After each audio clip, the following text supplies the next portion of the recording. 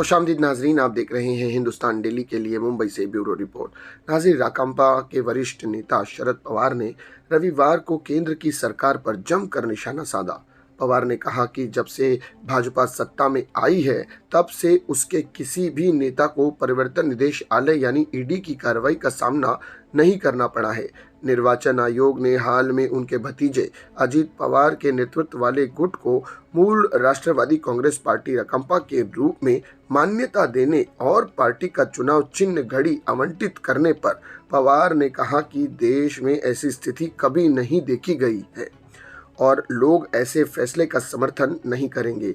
आयोग ने पवार के नेतृत्व वाले समूह के लिए पार्टी का नाम राष्ट्रवादी कांग्रेस पार्टी शरद चंद्र पवार आवंटित किया है। पवार ने कहा कि कार्यक्रम को संबोधित करते हुए दावा किया कि जब भी कोई विपक्षी दल सत्तारूढ़ भाजपा का विरोध करता है तो सत्ता का दुरुपयोग स्पष्ट दिखाई देता है। पवार ने दावा किया, ईडी ने देश भर में जांच की है जिसमें 2005 से 2023 तक 6000 मामले दर्ज किए गए हैं, लेकिन 25 मामलों में पर्याप्त निष्कर्ष प्राप्त हुई है।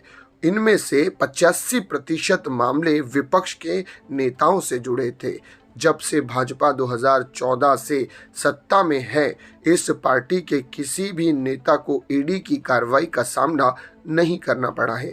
इससे साथ ही उनके नेताओं के खिलाफ जांच रोक दी गई है। पवार ने कहा कि उन्होंने अपना पहला चुनाव बैलों की जोड़ी के चुनाव चिन्ह पर लड़ा था। विचार और विचारधारा किसी भी चिन्ह से अधिक महत्वपूर्ण है। निर्वाचन आयोग का फैसला आश्चर्यजनक है। हमारी राजनीतिक पार्टी दूसरे लोगों को दे दी गई है। ऐसी स्थिति देश में कभी नहीं देखी गई। लोग इस तरह के फैसले का समर्थन नहीं करेंगे। तो ये थी नाजरीन राजनीति से जुड़ी एक बड़ी खबर जो कि हमने आपके सामने पेश की।